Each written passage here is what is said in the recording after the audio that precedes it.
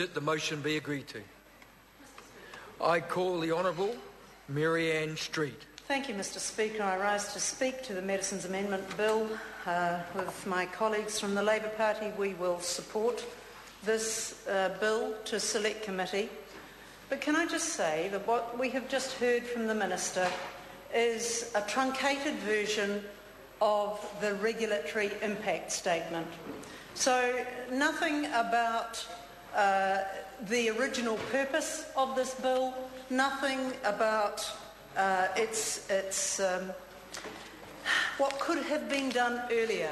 In fact, if I take up where the Minister left off, in fact, Mr Speaker, the Minister left off at the second sentence of the regulatory impact statement, which says, and I quote, the Minister, who was quoting the regulatory impact statement written by an official, and I have to say written delicately by an official, so as not to cause the current Minister of Health or the Associate Minister of Health in this case any embarrassment. And my commendations go to the official for that. However, it says a more comprehensive overhaul of the Medicines Act will be required in the future to modernise and recast the medicines legislation.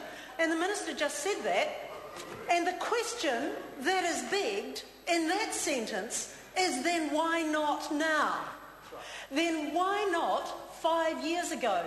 For those who were not in this House 5 years ago, let me elucidate, because the National Party decided to play naked politics, jumping on the bandwagon of people in the supplementary medicines industry, the dietary supplements, the people who produce vitamins, the people who use non-traditional medicines, and jumped on that bandwagon, all got out the front of Parliament, stood there under red umbrellas, if I remember correctly, Tony Ryle leading the band, and said, we can't have this regulatory thing, it's going to put up the cost of everybody's Barocca.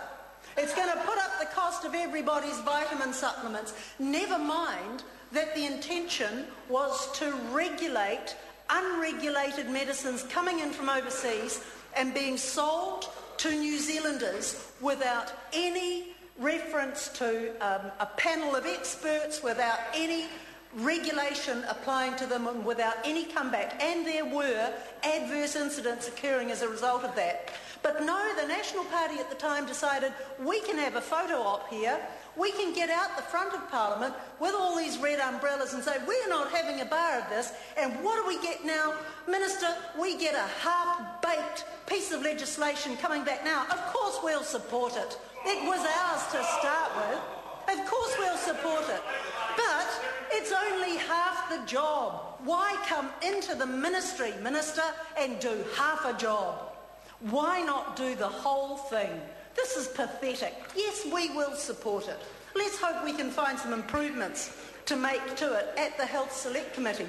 I look forward to receiving it. I'm on that Health Select Committee, and I look forward to receiving it and seeing if there's anything we can do to improve it. Let me give one example, Mr Speaker, of things which could have been done 5 years ago, even if the National Party had agreed to parts of this legislation and not other parts. They could have agreed to do the things that the Minister is now proposing around MedSafe, to make the procedures more flexible. What we have done in the meantime, between 2007 and now, Mr Speaker, and I'm not reading this from the regulatory impact statement, Minister, what we have lost in the 5 years between 2007 and now is the potential for a faster process around the accession of medicines onto the market in New Zealand. If we had been able to do that, who knows what medicines might have been available to the New Zealand public which could have alleviated symptoms, provided a cure, improved people's quality of life over the last 5 years. And that responsibility I sheet directly home to the National Party, Mr Speaker. This is not how one runs politics in this country, not at the expense of people's health. And there was a serious risk, and for new members of the National Government, I do bring this to your attention. Do not be hoodwinked by the fact that you have no institutional memory of what happened 5 years ago. Do not be hoodwinked that this is the best thing since sliced bread. We could have had sliced bread and toast 5 years ago. We are just getting the sliced bread now.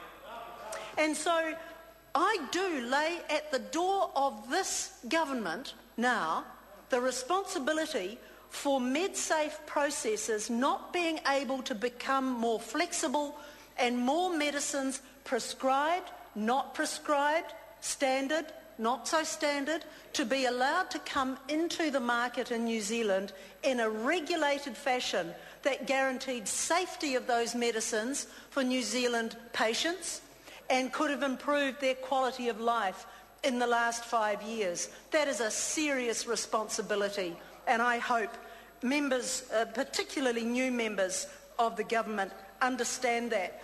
If one reads the regulatory impact statement, one will see, and most of it's been read to us by the Minister just now, but one will see that the consultation processes, particularly around prescribing rights, were all consulted and agreed on in 2007.